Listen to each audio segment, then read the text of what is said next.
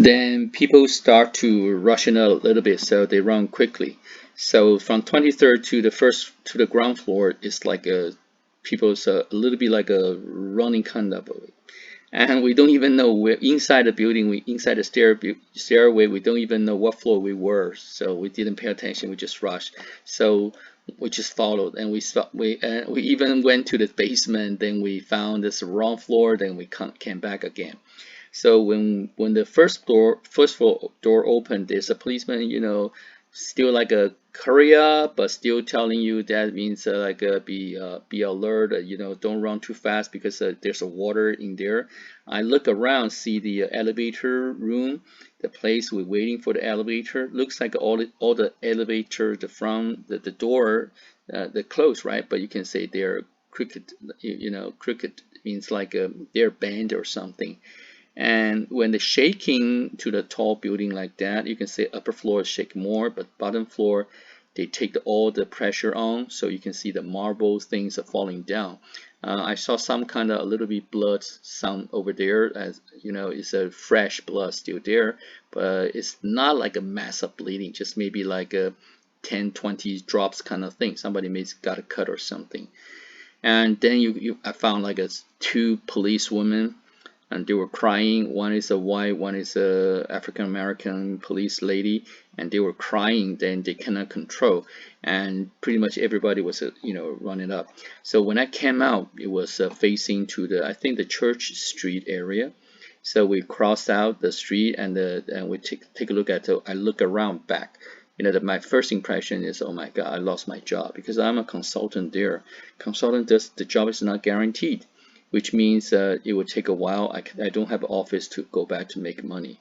So I'm kind of sad, but you can see people are a little bit, I call it exciting. Like you can see some tourists, they even try to photo the thing. They should say, even some guy will say, wow, this is not, you can see every day.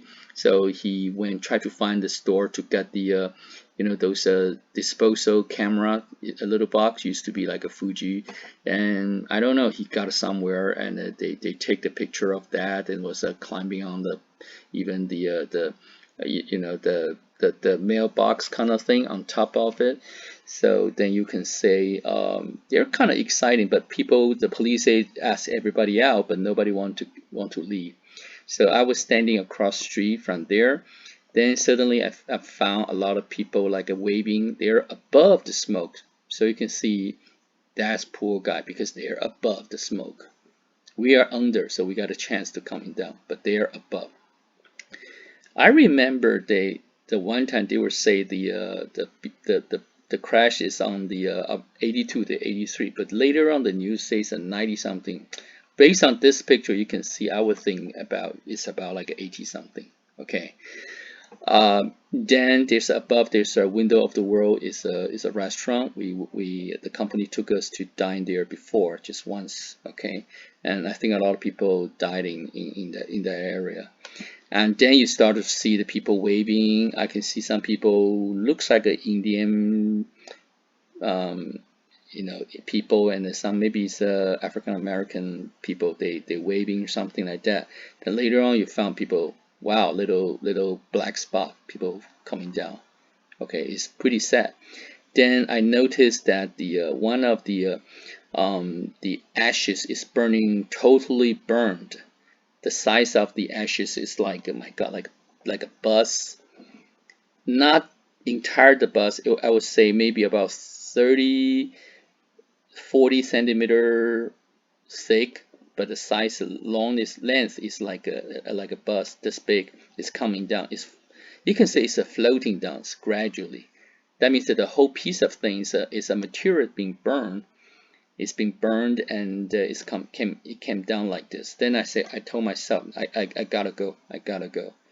But we saw people screaming because the thing, people jumping down. So you will see the next page is a falling man. I think you have heard that the people photo the guys who's I think we call the title called a falling man, and you feel pretty sad about that. Okay, so I came down.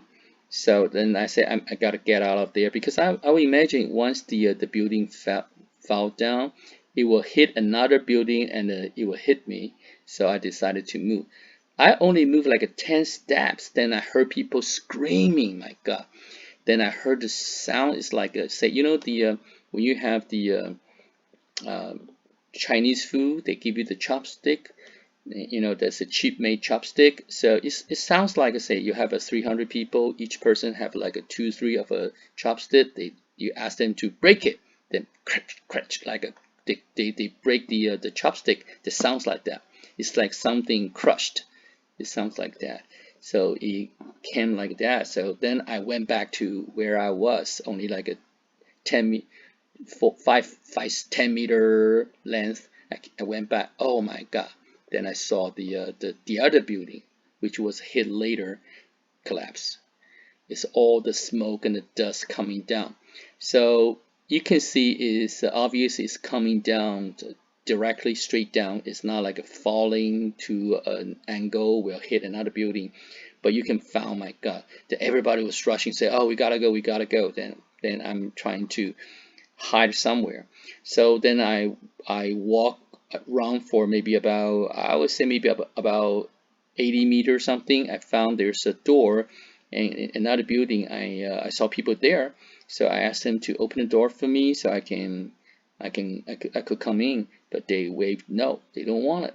Then I look at the other side. My God, I saw the smoke is about 12 to 20 floor high, pretty thick.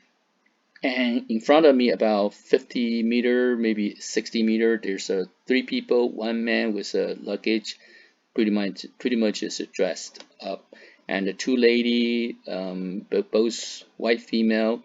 You can see I would say blonde. They dress very, you can see shining clothes, and with a high heel.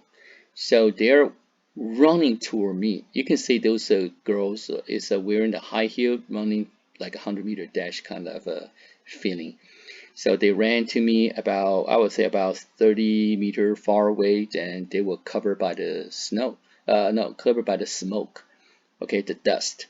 And I don't know what would happen, so I just tried to cover my face a little bit. Then I found, then this whole smoke and the dust are hitting me.